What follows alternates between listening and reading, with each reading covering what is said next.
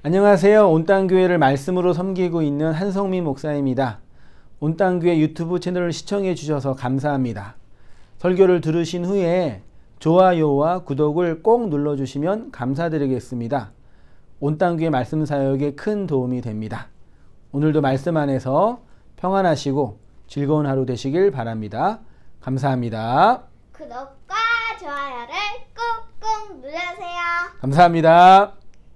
마가복음 37번째, 38번째 강론의 시간으로요. 제목을 가이사의 것, 하나님의 것, 호호 데우스란 제목으로요. 말씀 상고하도록 할게요.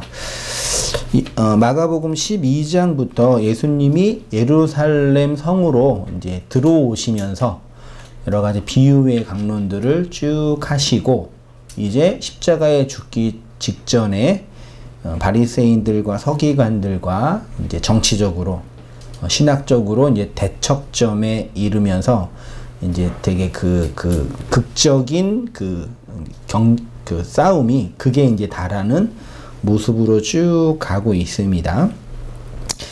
이전에 예수님은 포도원 농부의 비유를 통해서 선악과 먹은 아담들의 율법의 행위를 기각을 하시고 예수 그리스도가 완성한 하나님의 은혜의 복음을 선언하셨지요.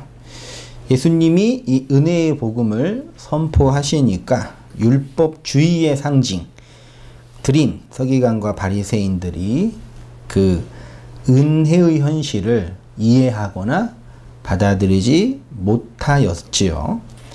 이러한 현실은 단지 바리새인들과 서기관들 뿐만 아니라 이미 태고적부터 있어 왔던 모든 아담 군상들의 삶의 존재의 방식이었습니다. 지금도 유효하지요. 가인의 문명이 강력한 율법주의의 시대에 하나님은 노아를 택하셔서 하나님의 은혜의 복음을 방주라는 큰 집으로 설명을 하셨지요. 이후에 세상 꼭대기에 올라가자라고 주장했던 바벨론 문명 속에서 누구를 택하셨어요? 아브라함을 택하셔서 그를 강권적으로 머리채 잡고 복음과 진리의 순례자로 이끄셨지요. 이후에 아브라함의 자손들을 국가로 세우셔서 그들에게 복음, 은혜의 계시를 주셨음에도 불구하고 그 이스라엘이 이제 나중에 유대교로 발전했다기보다는 왜곡되어서 예수님은 십자가에 못 박는 강력한 율법주의자가 됐습니다. 수천 년 동안에 하나님은 이 율법의 땅에서 당신의 종들, 선지자들을 보내셔서 하나님의 은혜의 복음을 선포하게 하셨고 마지막에는 아들을 보내셔서 그를 십자가에 죽게 하심으로 하나님의 은혜의 복음의 그 현실을 낱낱이 증거해 보이셨습니다. 지금 우리가 알고 있고 믿고 있고 행하고 있고 살고 있는 이 복음은 예수 그리스도가 십자가에서 완성한 은혜의 복음인 거죠. 인간이 무엇을 행하고 이루고 지키는 차원을 넘어서는 하나님의 계획과 예수의 희생과 성령의 일하심으로 성도에게 적용되는 하나님의 사제와 은혜의 현실인 거죠. 잠깐 우리의 그 역사적 현실에 대해서 한번 생각해 보았으면 좋겠는데 21세기 인류 문명이 코로나 이전과 이후로 나누어지게 될 거예요. 정치적으로도 그렇고 경제적으로도 그렇고 여러 가지 환경적으로 코로나 이전과 이후 그러니까 경험하지 못했던 이 질병이 단지 그 생물학적인 질병의 상태가 아니라 정치적으로 경제적으로 큰 전환 우리나라도 그 일제시대 이후 6.25 전쟁 이후 그 다음에 산업화 이후 그 다음에 5.18 이후, 그 다음에 6.15 항쟁, 그 6월 항쟁 이후 이렇게 사회가 변화되고 특히 이제 IMF 이후에 노동시장이 완전히 바뀌었죠. 그래서 정규직이 점점점 없어지고 이제 그 노동의 유연화라는 이름으로 이제 되게 노동자들의 위치가 많이 약해지게 됐죠. 그래서 되게 이게 바뀌어진 것처럼 코로나가 사회 전체에 영향을 이미 주고 있어요. 어마어마하게 주고 있고 피부로도 느끼고 있고 지금요. 사회 현상뿐만 아니라 교회 현상에도 그렇죠. 대표적으로 이제 코로나 이전과 이후에 아주 그 노골적으로 말씀드리면 교회 출석률이 아주 그 50%는 아니에요. 이제 거의 뭐 20, 30%. 그러니까 1000명 출석했던 교회에 이제 우리 다시 모이세요 하니까 한 300명 오시는 거죠. 교회 출석률이 왜 중요한지 아세요? 역시 우리 권사님과 장로님은 똑똑하셔요. 성도님들의 신앙생활을 위해서 중요해요. 그렇게 세속적이시면 안 돼요. 말은 하지만 실제적으로는 많이 출석해야 뭐가 많이 나와요? 헌금이라고는 돈이 많이 나오죠. 그렇죠? 화폐가 많이 나오죠. 출석률이 떨어지면 헌금률이 떨어지고 그러면 헌금 교회의 수입이 이제 어떻게 돼요? 이제 줄어드니까 뭘 줄여야 돼요? 지출을 줄여야죠. 교회의 지출은 대부분 다 뭘로 나가요? 인건비로 나가잖아요. 그래서 그 인건비 중에 가장 먼저 줄여야 할 사람이 누구예요? 전도사 아니죠. 저 전도사 더 아래에 있는 분 계셔요. 아래에 있는 분이라 그러면 죄송스럽지만 사찰 집사님. 그 교회가 재정적으로 어려울 때 가장 먼저 이렇게 그 자르시는 분이 사찰 집사님을 자르고 사찰 집사님 일을 누가 해요? 전도사도 하고 집사님들이 돌아서 하고 그렇죠? 그 다음에 이제 누구 잘라요? 전도사, 교육전도사 자르고 그 교육전도사 일을 또 누가 해요?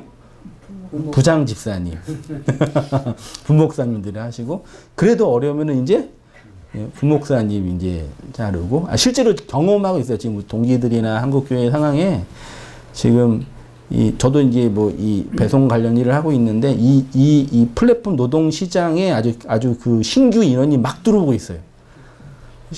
이 좋은 얘기가 아니죠.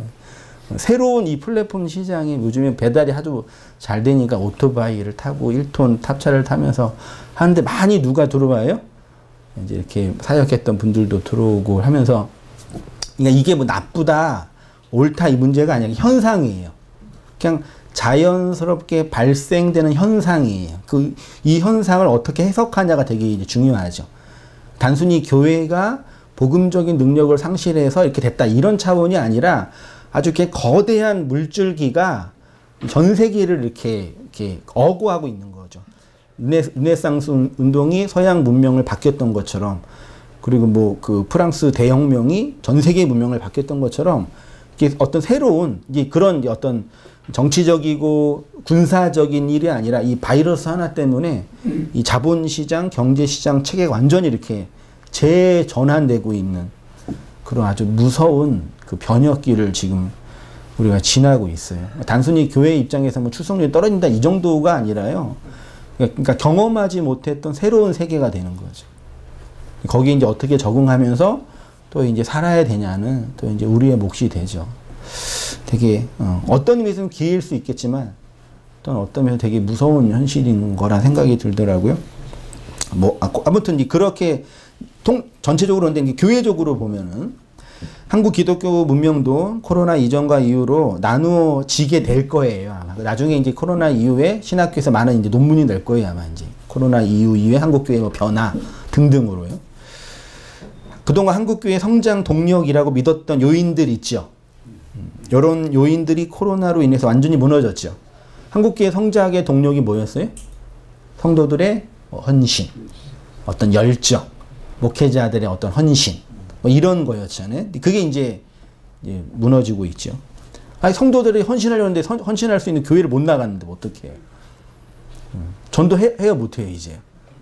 교회 가자가 못하잖아요. 못하잖아요, 이제요. 그리고 이미 세상이 교회를 싫어하고 있어요. 그러니까 교회를 안 나가더라도 그냥 혐오하고 있죠. 뭐 그게 옳든 그르든 간에 분위기가 안 좋죠. 그렇죠? 제가 청년 때만 됐어도, 중고등 시절만 됐어도, 교회는 되게 좋은 곳. 그래도 예수님 안 믿는 부모님도 일단 자녀들한테 교회라도 가봐라. 좋은 사람 많다. 뭐 연애도 할 수 있다. 뭐 이렇게도 하고. 좋은 사람 만날 수 있다.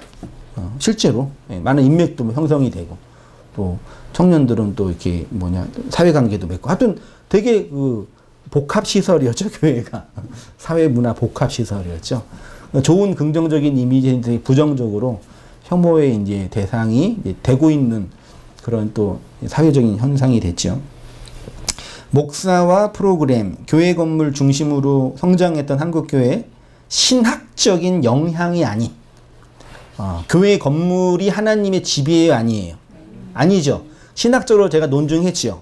근데 그 얘기를 누가 믿어요? 여러분은 믿었겠지만 어떤 분들은 저 뭐 하는 짓거리 그렇게 얘기 듣는단 말이에요. 이 건물은 하나님의 집이다, 하나님의 집이다 하지 말라라고 선지자가 그랬잖아요. 그렇게 제가 얘기했잖아요. 근데 어떤 분은 맞아, 이 건물은 그냥 건물에 불과해. 그랬는데 어떤 분들은 여긴 성전이야, 하나님이 계시는 집이야 까지 주장했단 말이에요.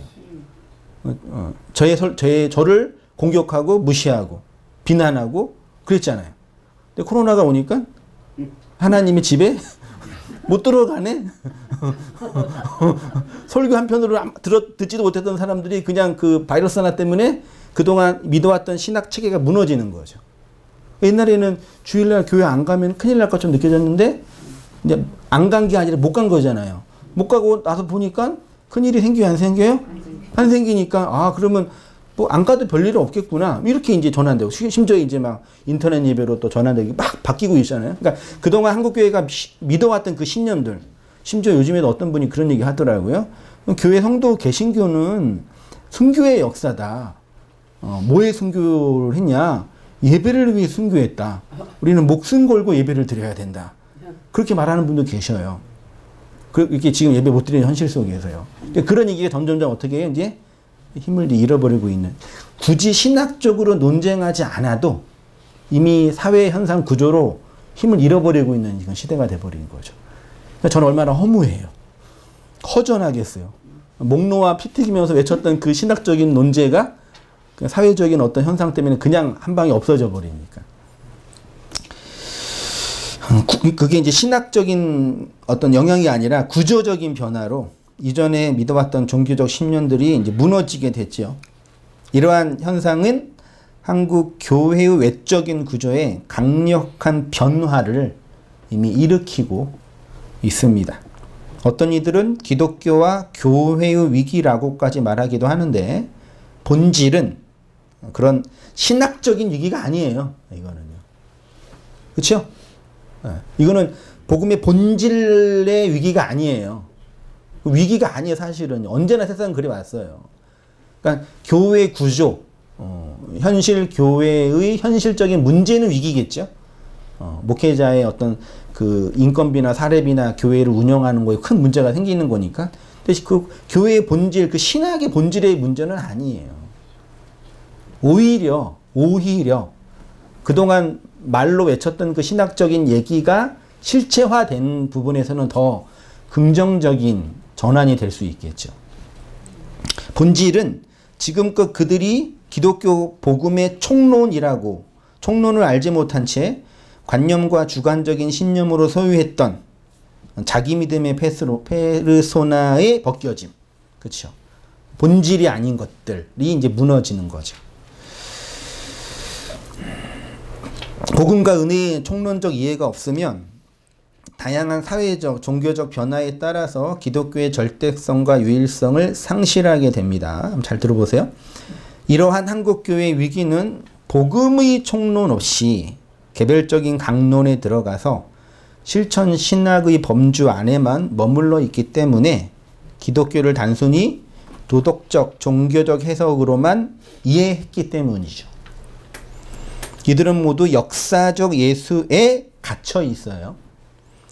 역사적 예수가 이게 아주 큰 신학적인 어떤 전제인데, 그냥 간단하게 말하면 역사적 예수 연구는 뭐냐면 우리가 이해하는 예수가 중요하다예요. 이 땅에 오신 그때 그 예수, 하나님의 말씀으로 오신 그 예수 자체가 중요한 게 아니라 그 예수를 우리가 어떻게 받아들이냐가 중요해요. 되게 그럴듯하지 않아요? 그 예수가 나한테 어떤 의미냐가 중요해요. 그러니까 더 심각하게 나가면은 예수가 있었냐 없었냐, 호수위를 걸었냐 안 걸었냐, 죽은 자를 살렸냐 안 살렸냐가 중요한 게 아니라 지금 나에게 어떤 의미가 되느냐가 중요한 거예요. 이게 되게 기독교 신앙에 큰 위험이 된 거예요. 역사적 예수는 하나님이 성경을 통해서 성령으로 성도 안에서 알게 하는 신적인 지식에 의한 믿음의 영역이 아닌 거예요. 그래서 역사적 예수는 현실을 살아가는 인간이 자신의 입장과 견해에 따라서 경전을 재해석한 예수예요. 쉽게 말하면 역사적 예수는 현대인에 의해서 해석된 예수. 예를 들어서 천국 하면 생각나는 거 있죠? 천국 하면 생각나는 그림 있죠? 네. 그 성경이 말하는 그 천국이에요? 누군가가 그린 그림이죠. 예수, 청년 예수 하면 생각나는 그림 있죠? 그 환하게 웃으시고 미남형 그 서양 아저씨 있죠? 네.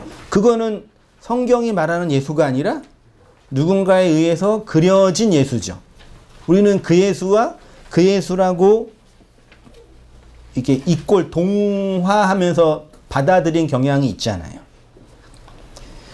이런 것은 현대인에 의해서 해석된 천국이고 예수이지요. 이렇게 역사적 예수는 현대인에 의해서 해석된 예수, 만들어진 예수입니다. 따라서 실제로 하나님이 성경을 통해서 보여주시고자 했던 예수와는 많이 달라요. 사람들에게 있어서 실제 예수가 중요한 것이 아니라 지금 나에게, 우리에게 어떤 의미와, 그러니까 쉽게 말하면 나에게 도움이 되냐 안 되냐 이 문제예요. 이게 제일 중요한 관건인 거예요. 이렇게 되면 어떤 문제가 생기냐? 기독교는 역사의 현실에 따라서 상대적인 가치체계가 돼요. 역사의 현실에 따라서. 예를 들어 볼까요? 쉬운 노골적인 예. 예수님은 공산당을 좋아할까요? 싫어할까요? 네. 예수님은 공산당을 좋아해요? 싫어해요? 관심이 없어요? 한국 교회는 공산당을 좋아해요? 싫어해요? 예수님은 관심이 없는 걸 왜 이렇게 싫어할까요? 성경은 노예제도를 찬송할까요? 반대할까요? 예수님은 노예제도를 찬성했어요? 반대했어요? 찬성하셨어요. 말이 돼요? 안 돼요? 오늘날 만민 평등의 세상에 어떻게 하나님의 아들이신 그 사랑과 은혜가 많으신 예수가 어떻게 노예제도를 인정하지? 그쵸? 그러니까 우리가 해석한 예수잖아요.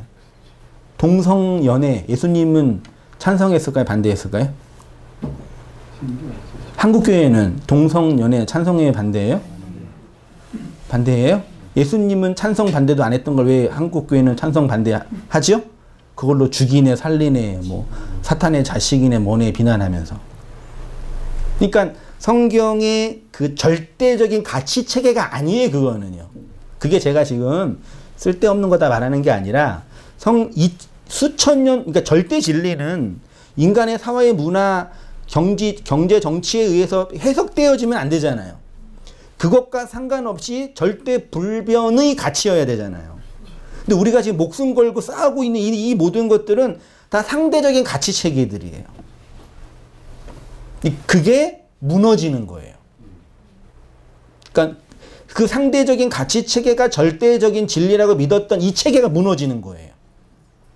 그러니까 상대적인 가치 체계를 믿음화하면 어떤 문제가 생기냐면 이게 변화되면은 신앙이라는 게 어떻게 돼요? 없어지는 거죠. 예를 들어서 젊었을 때 중고등학교 시절에 잘 다녔던 아이들이 대학교 올라가거나 군대 가면 교회 떠나죠. 왜 떠나요? 뭐 믿음을 잃어버렸기 때문에 이렇게 얘기하잖아요. 아니에요. 믿음이 없는 거예요. 그들을 지탱했던 신앙의 본질이 상대적인 가치체계였기 때문에 그게 변화되잖아요. 그러니까 아무것도 없는 거예요. 그래서 되게 중요한 화두라니까 이게요. 그게 단지 청소년의 문제일까요? 모든 인간의 기본적인 문제라니까요. 우리의 존재의 문제도 결정되는 거예요. 우리가 지금 그 진리라고 믿어왔던 그 신념 체계가 언제가 무너질 거 아니에요. 상대적인 거라면. 그리고 반드시 무너지게 되고요. 그래야지 절대적인 그 진리가 우리를 세울 수 있기 때문이죠. 이렇게 되면 기독교 역사 현실에 따라서 상대적인 가치 체계가 되죠. 다시 말해서 역사적 현실에 대해서 적응하거나 진화를 잘하면 성장하고, 적응하지 못하고 도태되면은 망하는 거죠. 한국교회가 20세기의 이 산업화, 이 대한민국의 가치 체계에 진화를 잘했잖아요. 그래서 성장한 거잖아요. 근데 그 상대적인 가치 체계가 무너지고 있잖아요. 그럼 어떻게 돼요? 무너지는 거예요. 상대적인 로 세워진 그 교회 비스무리한 것들이. 우리가 이해하는 예수는 그래서 진화하지 않으면 무너지게 되고 잘 적응하면 성장할 수 있게 되는 역사의 피조물이 되는 거죠. 진화의 산물이에요. 나쁘게 말하면 교회가. 역사의 피조물이라는 얘기는 이 세상 진화의 산물이라고요. 그 진화론자들이 주장하는 거잖아요. 자기네들이 진화론을 미워하면서 스스로 진화론적 사상체계를 가지고 살고 있다니까요. 우리가 이해하는 예수는 제자들, 바울, 초기 교부들에 의해서 해석된 예수죠. 예수님 본체를 보신 분. 성경 원전을 갖고 계신 분. 예수님의 음성을 직접 들으신 분. 아무도 없어요. 누군가에서 해석된 예수를 듣고 보고 배운 거예요. 그래서 특히 한국교회는 현대의 실용주의, 실존주의, 성공주의 등등에 의해서 만들어진 예수예요. 되게 무섭지 않나요? 저는 정말 무서웠어요. 내가 그동안 들어왔던 그 모든 체계가 이런 상대적인 거였어? 이거. 예수를 이렇게 믿고 있는 이유는 기독교의 총론에 대한 이해가 없이 개별적인 강론에 들어가서 인간의 이야기에만 집중하죠. 그래서 다분히 상대적이고 도덕적이고 윤리적이고 이 현실의 관습적인 체계의 틀을 벗어나지 못하죠. 그러나 교회는 이 역사의 피조물이 아니라 묵시의 피조물이에요. 기독교 복음의 총론은 언제나 영광의 하나님으로부터 시작해요. 사도행전에 나오는 베드로의 설교나 스데반 등등의 사도들의 설교를 잘 보면은 그들은 영광의 하나님으로부터 시작해요. 자신들의 필요를 채워주시는 하나님이 아닌 거예요. 그러면 그 영광의 하나님 앞에 인간은 어떤 존재로 드러나냐? 이게 중요한데요. 하나님의 영광을 자신의 영광으로 쟁취하려는 자로 폭로되겠죠. 그래서 인간들은 자신의 영광을 얻고자 하나님은 십자가에서 살해하는 자로 폭로되는 거죠. 그렇게 폭로된 자들이 자신의 영광 앞에 내어놓아야 할 열매가 있는데 그게 바로 회개라고 하죠. 회개하면 너무 쉬운 주제인 것처럼 들릴 수 있는데 여전히 우리는 오해하고 있어요. 회개를요. 회개는 인간이 잘못한 몇 개, 그것도 사회법이나 전통이나 불문율에 어긋나는 행동 몇 개를 그만두는 것이 회개가 아니에요. 그건 상대적인 변화라니까요. 담배를 피다가 담배를 안 피는 거, 술을 마시다가 술을 안 마시는 거, 노름을 하다가 노름을 안 하는 거, 욕을 하다가 욕을 안 하는 거. 그렇죠? 이거는 복음의 절대적인 가치가 아니에요. 언제나 상대적인 평가예요. 이걸 변화되는 게 회개라고 믿어왔으니까. 회개는 인간을 위한 개별적인 강론에서 하나님을 향한 총론으로의 전환인 거죠. 좀 어렵지만 쉽게 말하면, 쉽게 우리별로 적용하면, 하나님, 저는 죽어있는 자입니다. 흙입니다. 그런 내가 하나님 앞에 자기애와 자기의로 가득한 왕이었다는 게 폭로됐다는 걸 고백하는 거죠. 내가 그랬군요. 십자가가 그런 나를 부순 뜨인 돌이고 난 그 십자가에 의해서 가루가 된 존재입니다. 그러니까 당신의 은혜 없이는 나는 존재일 수 없습니다. 되게 뭐죠? 심플한 고백이잖아요. 어려운 것도 아니죠. 근데 안 되죠. 잘 모르죠. 이 상태에서 하나님이 그리스도의 영으로 먼지이고 흙인 나에게 생명력을 부어주는 것이 그리스도와 연합되는 것이고 그걸 하나님의 나라라고도 천국이라고도 예수님이 말씀하신 거죠. 지난주에 살펴보았던 포도원 농부 비유도 결국은 율법주의를 상징하는 바리새인들과 서기관들에 대한 경고와 심판이었고, 예수님 이 비유는 서기관과 바리새인들로 하여금 예수를 죽이게 할 만큼 신학적으로 정치적으로 매우 민감한 내용이었죠. 그들은 어떻게 해서든지 예수를 곤경에 빠뜨리게 하고자 정치적으로 민감한 부분인 세금에 관한 것으로 예수님을 공격하고, 신학적으로 예민한 부분인 부활과 계명에 관한 교훈으로 예수님을 곤경에 빠뜨리고자 한 거죠. 계속 이런 얘기 쭉 나와요. 그래서 그들이 다시 예수님께 질문하죠. 가이사에게 세금을 바치는 것이 옳습니까? 옳지 않습니까? 예수님은 그들에게 셋돈이라는 데나리온을 가져오게 하시고, 이 데나리온은 유대인뿐만 아니라 로마 제국의 모든 영역에서 쓰였던 은동전이라고 하는데요. 그 동전 앞면에는 신 아우구스투스의 아들 티베리우스 시저 아우구스투스라는 그 당시 그 황제가 있었고, 뒷면에는 그 신관 얼굴의 형상이 있었대요. 그게 뭐라고요? 로마인들의 돈이에요. 세상에 돈이라는 게 있어요, 없어요? 돈은 있는 거예요, 없는 거예요? 원래 그 돈은 금 한 돈, 두 돈의 그 돈인가요? 원래 그 돈은 없는 거죠. 돈 없어요? 뭐가 있는 것 뿐이에요? 그 돈을 계량화한 화폐가 있는 거고, 그 화폐에서 가장 강력한 화폐는 달러. 통상화폐라 그러나요? 절대적 기준. 그 달러랑 똑같은 게 뭐예요? 금. 석유는 뭐로만 살 수 있어요? 달러로만. 한국 돈으로 사야 못 사요. 한국 돈 가져가서 두바이 가가지고 주세요 그러면 바꿔와 그럴 거 아니에요. 환전해 갈 거 아니에요. 왜냐면 절대 가치가 한국 돈 아니니까. 원래 그 달러는 금을 계량한 거거든요. 그 돈이라는 건 세상에 없는 거죠. 저는 그래서 이 40살 전까지는 돈과 상관없이 살았어요. 돈을 초월하여 살았어요. 그 40살 이후에 돈이라는 게 이거구나를 알고 있어요. 뼈저리게. 한 집안의 가장이 돈을 초월하여 살았다는 얘기는 무슨 뜻일까요? 아주 부자이거나 네? 정신없는 사람이거나 그 정신없는 사람의 믿음이 포함된 거죠. 어떻게 그렇게 했는지 저도 끔찍한데, 돈이 나중에 말씀드린 돈은 신이거든요. 맘모나스라고 실제로 써요. 그러니까 돈이라는 그 개념은 신이에요. 고대 시대부터 신 하나님이라니까요.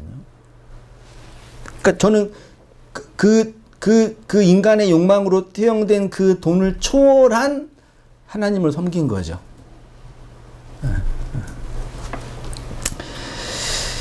한마디로 로마 돈에는 로마의 황제가 신이라는 말이 적혀 있어대요. 예수님은 이 돈을 가리켜서 맘모나스, 만몬이죠, 만몬. 그 신이에요, 신. 그들이 생각하는 이 세상의 진짜 신은 어디에 새겨져 있었어요? 돈에. 그리고 실제로 그 신이 황제였으니까요. 돈이라는 보이지 않는 세상의 힘을 화폐라는 보이는 것에 그려서 자신들의 신이라고 했죠. 이걸 정확하게 언제 했어요? 이스라엘 백성이? 출애굽 이후에 시내산 아래서 뭐 만들었어요? 금송아지 만들었잖아요. 딱 이거예요. 보이지 않는 하나님을 보이는 신으로 딱 찍었잖아요. 금송아지로요. 그게 만몬이에요.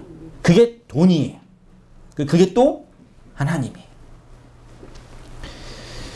주인은 그 동전을 가리켜, 주님은 그 동전을 가리키면서 가이사의 것은 가이사에게 주고 하나님의 것은 하나님께 드리라는 그 전 세계의 명문장 중에 하나를 남기셨죠.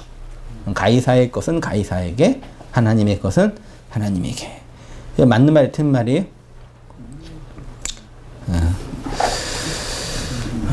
가이사의 것은 가이사에게, 하나님의 것은 하나님께 바치라는 말씀이 주로 언제 사용돼요?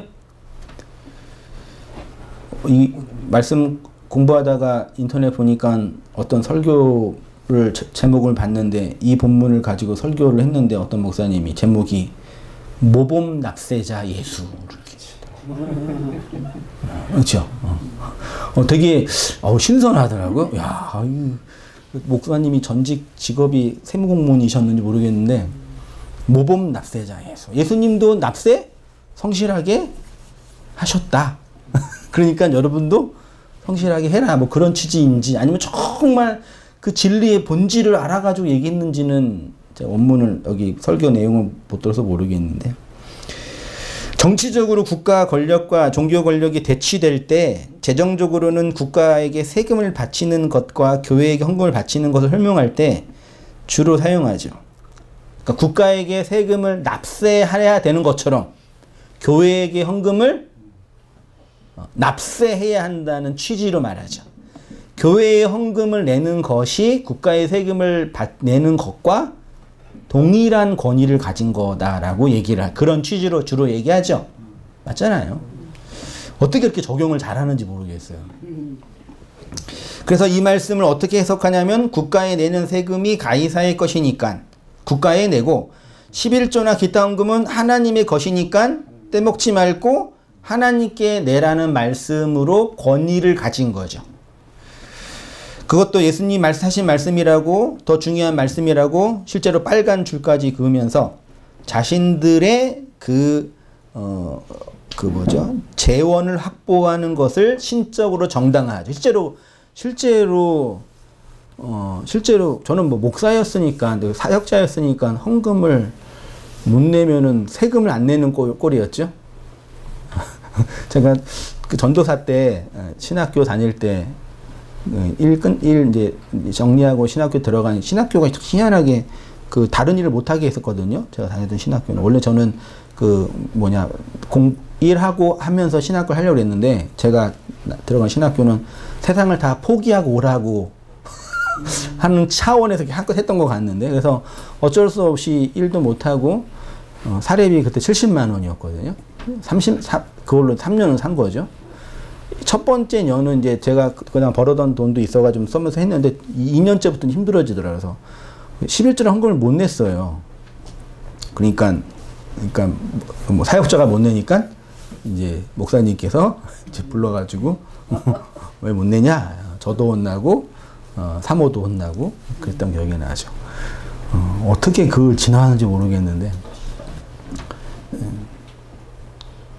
그거죠. 하나님께 바쳐야 할. 그래서 실제로 성도님들도 목사님이 제가 처음 다녔던 교회 목사님도 부흥사였기 때문에 성도들에게 헌금을 많이 내게 하는 것이 성도들이 복받는 길이라는 신념을 갖고 있었어요. 그러니까 그분이 사기꾼 이게 아니라 헌금을 많이 내면 복받는다라는 그 신학적 신념이 있었다. 그래서 헌금을 많이 안 내시면 가서 혼내셨어요. 그래도 어떻게 내가 널 복받게 지금 하고 있는데 왜 안 따라하냐라고. 다 다 경험하셨죠.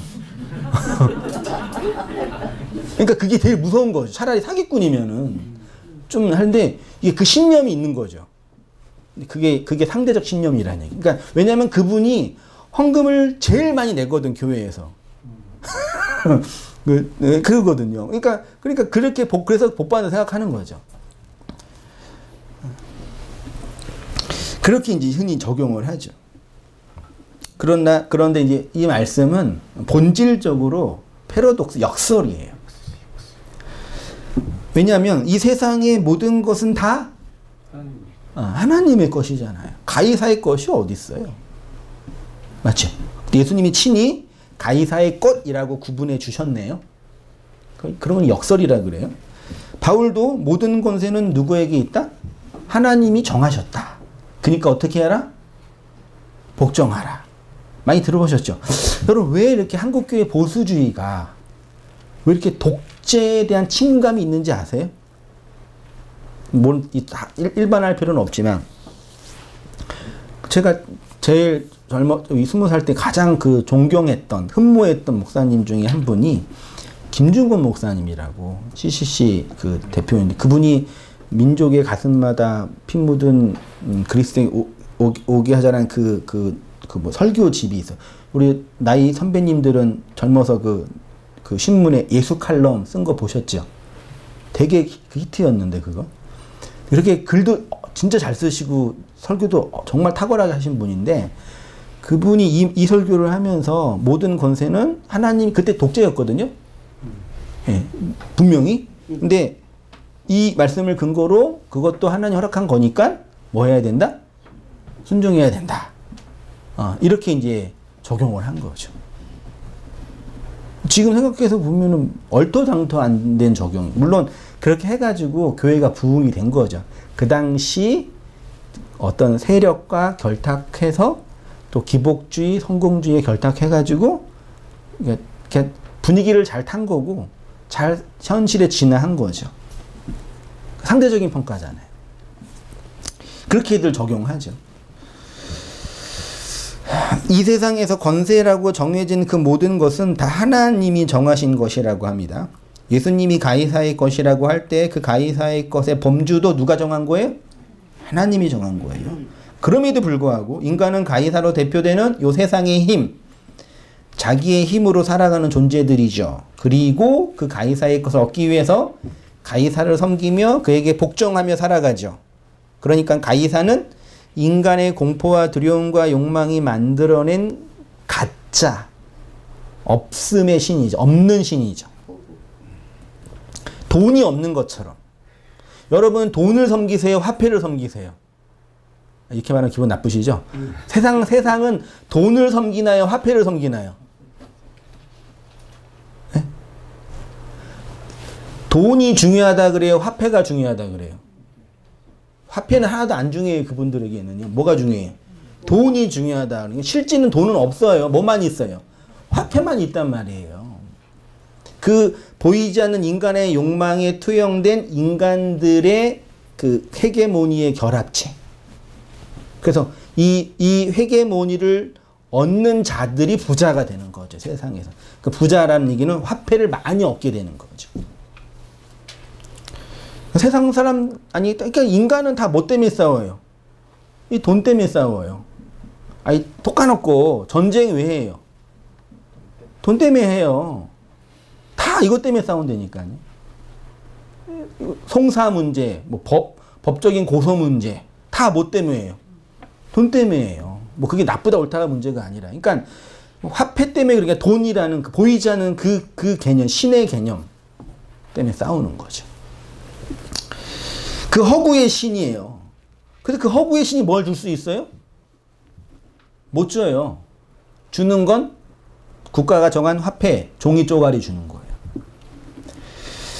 따라서 가이사의 것은 가이사에게 주라는 말씀은 가이사, 즉 세상 권세에 속해 있는 자들은 세상 권세 아래서 살아간다는 말씀이고, 하나님의 것은 하나님께 드리라는 말씀은 하나님의 백성은 하나님에게 집중하여 살아가라는 말씀인 거죠. 그러니까 하나님의 백성이 가이사의 돈을 소유하고 있다는 것 자체가 그들이 가이사의 권세 아래 있다는 거죠. 그렇게 이 세상 모든 인간들은 가이사의 것인 세상의 힘과 가치 아래서 속박당하여 살아가고 있습니다. 그게 선악과목은 모든 아담 군상들의 실존, 존재 양식이죠.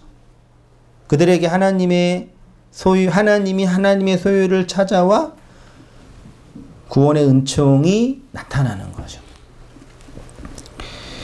원래 성경에서는 가이사의 얼굴이 없는 갈릴리의 두로의 동전만을 사용할 수 있었습니다. 성전에서는요.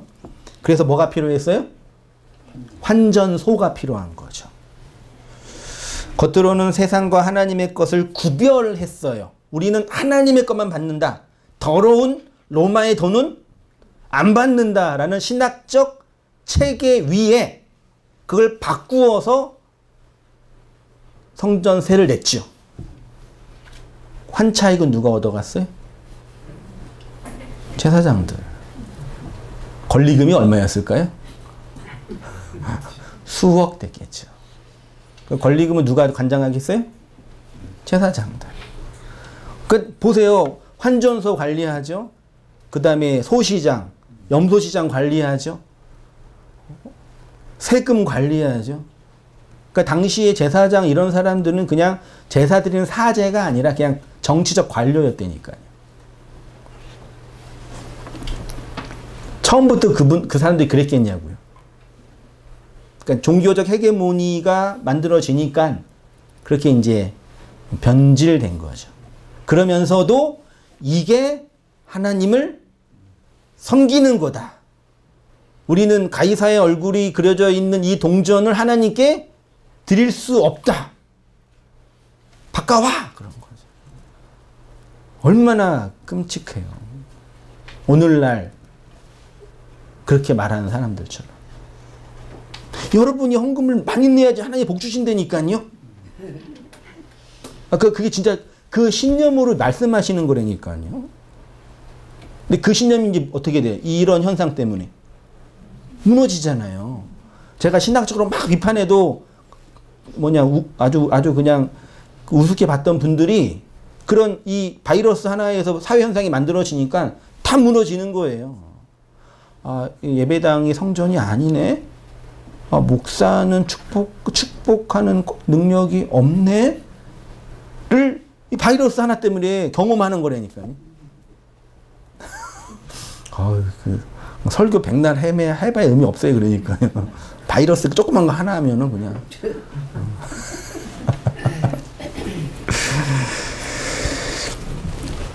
겉으로는 세상과 하나님의 것을 구별하는 의미였지만 실제로는 환전을 통해서 막대한 이익을 얻기 위한 방편이었겠지요. 그런데 성전 안에서 유대인들이 가이사의 동전을 소유하고 그것으로 세금을 내야 하는지 말아야 하는지에 대해서 물었다라는 것은 이미 가이사의 권세 아래 복속되어 있다라는 것을 표현하는 거죠. 그들은 환전을 통해서 하나님들이 자신에게만 속해 있다고 너스레를 떨고 있는 거죠. 가이사의 동전으로 바치면 하나님은 받지 않고 환전을 하면 하나님이 받으신다는 그 상대적 교리. 중요한 것은 가이사가 새겨진 동전이든 환전을 한 동전이든 하나님은 두 개 다 안 받아요. 그러니까 선지자들이 이런 얘기를 했으니까요. 그 당시에. 그러니까 어떻게 된 거예요? 맞아 죽는 거지 그냥.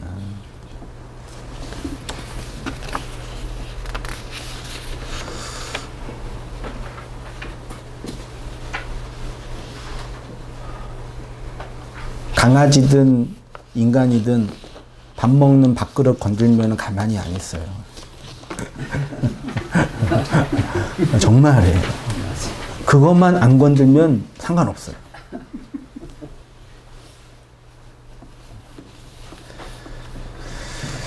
베드로전서 2장 9절이요. 오직 너희는 택하신 족속이요 왕같은 제사장들이요 거룩한 나라요 그의 소유된 백성이니 이는 너희를 어두운 데서 불러내어 그의 기이한 빛에 들어가게 하신 자의 아름다운 덕을 선전하게 하려 하심이라.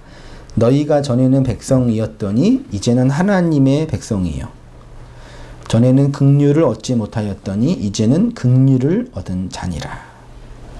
하나님의 것, 하나님의 소유됨은 인간이 무엇을 행하여서 얻게 되는 것이 아니라 하나님의 측면에서 하나님이 일방적으로 하나님이 선언하여서 뭐라고요?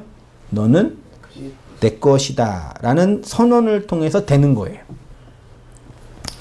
하나님께서 당신의 소유를 그렇게 은혜와 긍휼로 택하시는 것은 하나님의 덕을 선전하기 위함이라고 하고 있지요.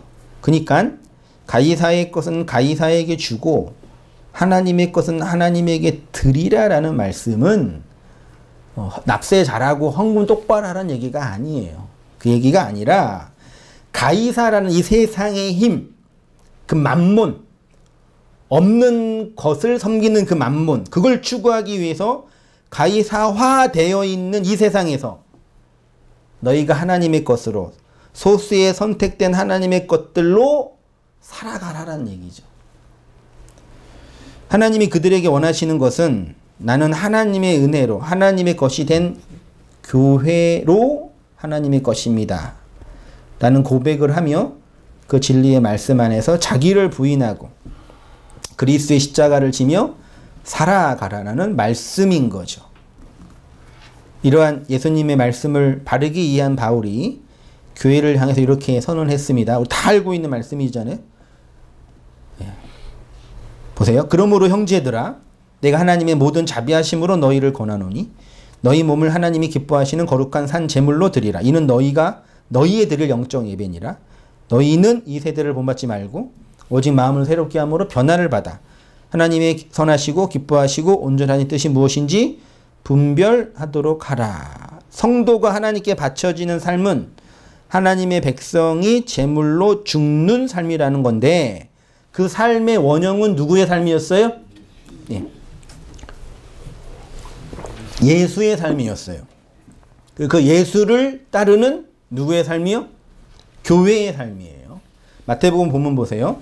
베드로가 예수를 붙들고 관하여 가로되 주여 그리마옵소서 이 일이 결코 주에게 미치지 아니하리이다.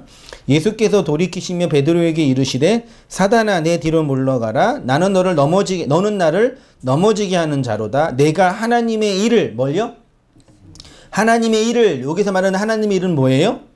예수가 십자가 지는 일이죠. 하나님의 일을 생각하지 아니하고 도리어 사람의 일은 뭐예요? 예수가 십자가를 포기하는 거죠. 이를 생각하게 하는도다. 이에 예수께서 제자들에게 이르시되 아무든지 나를 따라오려거든 자기를 부인하고 자기 십자가를 지고 나를 쫓을 것이니라. 여기서 하나님의 일이라고 번역된 언어가요. 호호데오스예요. 원래 하나님의 일이라는 일반적인 표현은 에르곤 데오스로 해야 돼요. 에르곤은 일이고 데오스는 하나님이니까 소유권 넣어서. 근데 본문은 그런 일이란 단어가 없고 호호데오스예요. 좀 문법적으로 특별한데 호는 뭐라 그랬죠? 정관사예요. 데우스는 하나님이니까. 그래서 직역하면 그 하나님의 그것. 그러니까 하나님의 일이란 얘기는 그 하나님의 소유된 그것이래요. 직역을 하면 요 호호데우스가 마가복음 12장 17절에 가이사의 것 하나님의 것 할 때 그 하나님의 것 있지요. 그게 호호데오스예요. 그러니까 뭘 말씀드리고 싶냐면 바울이나 제자들이 서신서에서 하나님의 일을 하라라고 많이 얘기했잖아요. 그 하나님의 일은 물리적으로 우리가 영어에서 말하는 워크, 어떤 행동을 하는 일이 아니라 물리적 어떤 행동이 아니라 하나님의 것이냐 영역과 소유에 관한 문제라는 얘기죠.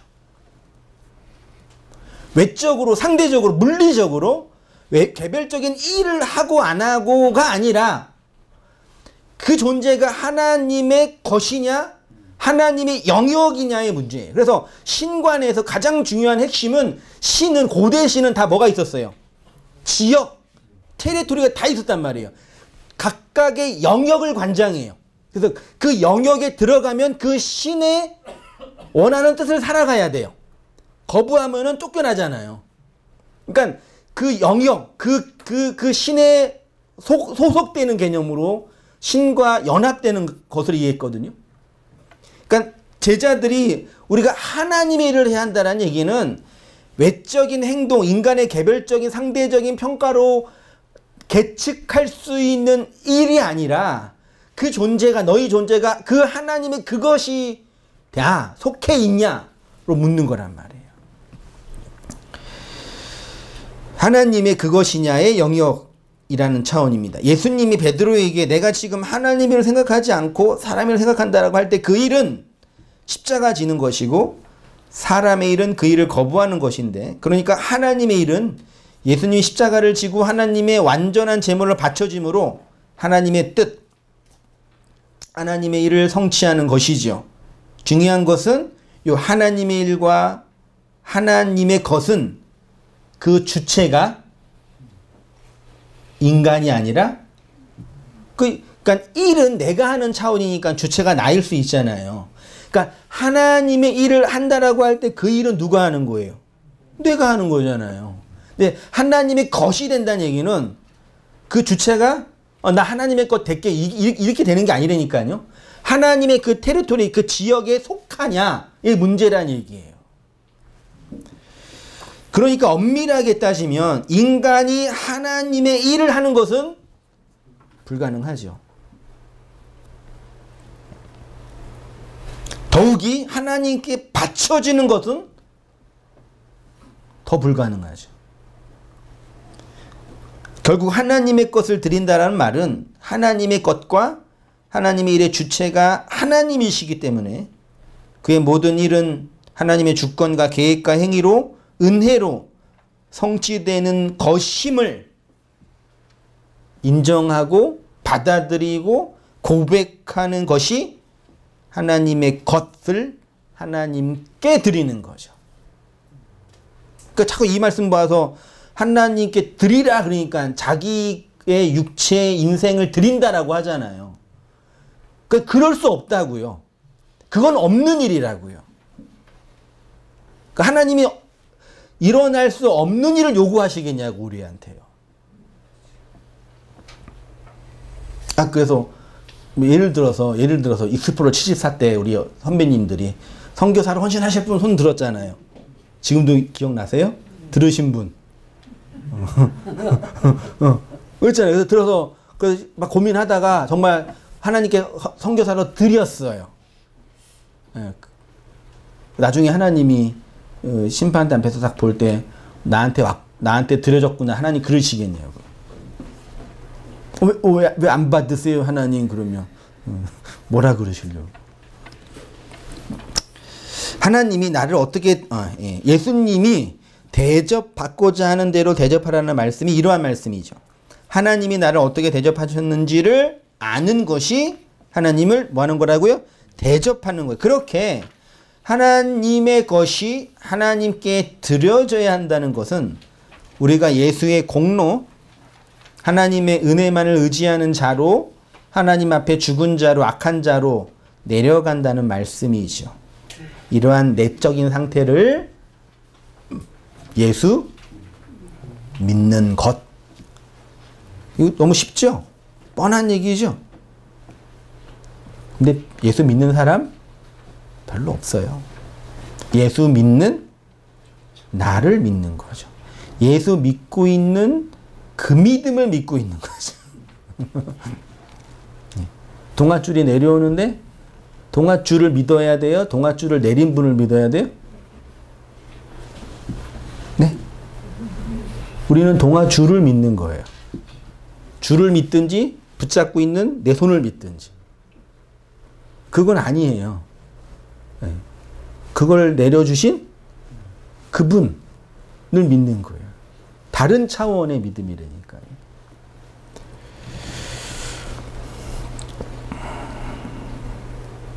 그래서 예수님은 하나님의 것을 하나님의 일이라고 하는 거죠. 그러니까 정말 쉽게 그냥 적용을 쉽게 간편하게 명제화하면 하나님의 일은 하나님의 것이 되는 거예요. 할 수 있으세요? 어떻게 해요? 소유권이 누구한테 있는데? 하나님께 있는데. 내가 하나님 것이 될래요? 라고 말해도 그거는 다른 영역이라니까요. 저희가 묻되 우리가 어떻게 하여야 하나님의 일을 하오리까? 이건 제자들이 예수님이 묻는 거죠. 자꾸 예수님이 하나님 일 얘기하시니까. 그러니까 제자들이 예수님께 묻는 이 하나님의 일은 사실 누구의 일이에요? 자신들의 일이에요. 율법의 일이에요. 예수께서 대답하여 가라사대 하나님을 보내신 자를 믿는 것이 하나님의 일이다. 성경이 인정하는 하나님의 일, 하나님의 것, 하나님이 받으시는 것은 뭐뿐이 없다고요? 예수님이 행한 것뿐이 없어요. 계속 말씀드린 하나님이 교회를 통해서 받기를 원하시는 열매죠. 계속 말씀드렸지만 무화과 나무가 열매를 맺지 못했던 이유는 뭐 때문이에요? 걔가 열매 맺기 싫고 걔가 건강하지 못했기 때문에 열매 내지 못한 게 아니라 때가 아니니까요. 크로노스의 시간에 그리스도가 임하는 카이로스적인 그 예수의 그때가 아니니까 열매를 못 맺는 거죠. 예수로 내는 그 열매를 못 내는 거죠. 포도원 농부 비유했어, 지난주에.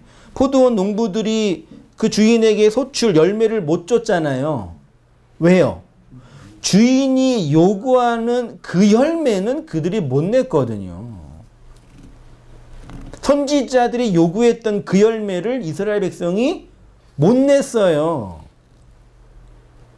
그래서 아들을 죽여서 아들의 유업을 쟁취하겠다라고 하는 거예요. 그래서 율법을 상징하는 무화과 나무가 그 열매를 낼 수 없었던 것이고 율법주의를 상징하는 포도원 농부들이 그 열매를 주인에게 줄 수 없었던 거죠. 하나님이 예수 그리스도를 통해서 성령으로 내는 열매이기 때문입니다. 그러니까 결국 우리가 하나님 앞에 드릴 것은 예수님이 행하심을 믿는 믿음뿐이 없는 거예요. 자꾸 돈 내면 하나님이 받으시고 시간을 내면 하나님이 기뻐하시고 더욱이 목사로 선교사 등등으로 자기 몸을 하나님께 내어드리면 하나님이 더 많이 기뻐하신다는 말씀은 인간의 역사적 예수를 만들어낸 것처럼 인간이 역사적 예수를 만들어낸 것처럼 인간에 의한 인간을 위한 도구마예요.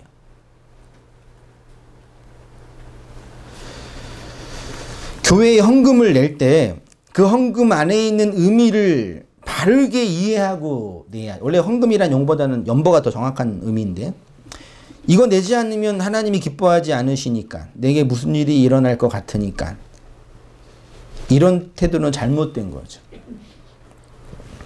하나님이 받으시는 유일한 제사, 헌금, 헌물은 뭐뿐이 없다고요? 예수뿐이 없다니까요. 그러면 어차피 예수만 받으니까 뭐 나는 그냥 나대로 살게요. 그럴 수도 있겠네요. 그래서 그렇게 하시는 분들도 꽤 있어요. 복음을 안다고 하는 분들 중에. 어차피 예수만 받으니까 나는 뭐 상관없다라고. 그 바울이 뭐라 그래요? 그럴 수 없습니다. 그런 건 일어날 수 없습니다. 그러는 거예요. 그런 일은 그런 일이 일어날 수 없어요. 그런 거라니까요. 왜냐하면 나는 그 예수가 내 인생 속에 행한 그 일을 믿는 자이고 그 믿음이 있기 때문에 예수에 의해서 예수를 위한 믿음의 열매가 맺혀지는 교회라는 고백이 나타나기 때문이죠. 하나님이 받으시는 유일한 것은 예수와 예수님 이 땅에 오셔서 뭘 하신 거예요? 하나님께 드려지고 하나님께 바쳐진 이유가 뭐예요? 예수님 혼자서 구원받으시려고요? 자기 백성을 그분의 헌신으로 세우려고 그랬잖아요. 예수가 이 땅에 오신 유일한 목적이라니까요. 그러면 그 예수를 믿는 자들은 예수와 함께 혹은 예수로 예수 안에서 하나님께 드려지는 선물이 되는 거예요.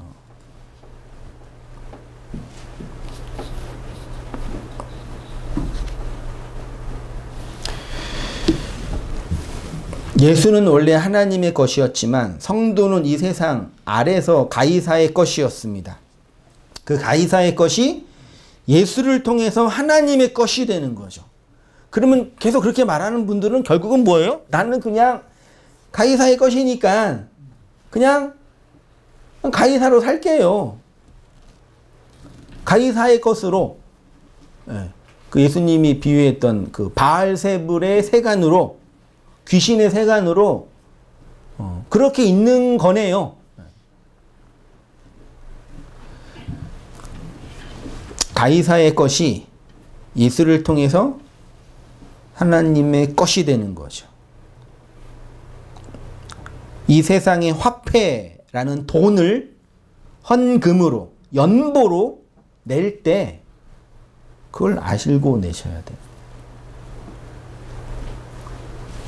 가이사의 것들은 가이사에게 바쳐질 수밖에 없습니다. 그들은 모두 힘으로 상징되는 가이사에게 속해 가이사의 행사를 하여 그 만몬, 그 가짜 신, 그 돈, 가이사와 함께 영원한 형벌을 받게 될 뿐인 거죠. 그러니까 하나님 없는 자가 당할 영원한 형벌. 가이사의 것에서 하나님의 것이 된 성도는 하나님의 것으로 하나님의 일을 하며 예수 믿는 자로 드러나게 되는 거죠. 그래서 복음은 그 예수 믿는 자를 통하여 선포되는 거죠. 증거되는 거죠. 그렇게 나타나는 거죠. 전도되는 거죠. 외적인 상대적인 가치 체계를 강하고 크게 만들어서 된 게 아니라요. 우리는 이 역사의 현실, 가이사의 현실, 만몬의 현실을 살면서 가이사의 것이었는데 모퉁이 돌이신 예수 그리스도를 통해서 하나님의 것으로 하나님의 일을 하는 자로 부름을 받았습니다. 그치요? 잊으셨어요? 기억하세요. 까먹지 마세요. 자꾸 까먹으세요. 그 본질은 있는데 자꾸 옅어져요. 망각해요. 잊어버려요. 예. 말씀을 멀리하면 잊어버려요. 말씀을 깨닫지 못하면 망각해요. 까먹으세요. 얼마 주고 까먹으셨어요? 맛있으셨어요? 농담입니다. 이런 말 하면 안 되는, 심각한 말 하는데 괜히. 그래서 성경이 계속 하는 얘기가 똑같잖아요.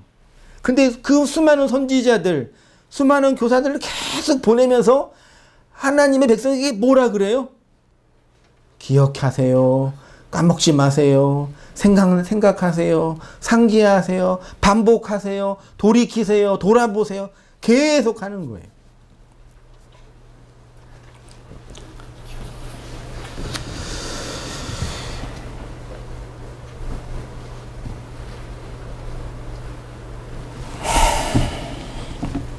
우리는 역사의 현실, 가이사의 현실, 만몬의 현실을 살아가면서 가이사의 것이었는데 보통의 돌이 되신 예수 그리스도를 통해서 하나님의 것으로 하나님의 일을 하는 자로 부름받았다는 것을 잊지 마세요. 모든 인간들은 자신들의 더러움을 몇 가지 선한 일, 착한 일로 포장하여서 자기 의의를 드러내며 고르반이라는 종교 용어로 포장하죠. 이 정도 했으면 됐지. 이렇게 내가 힘든데.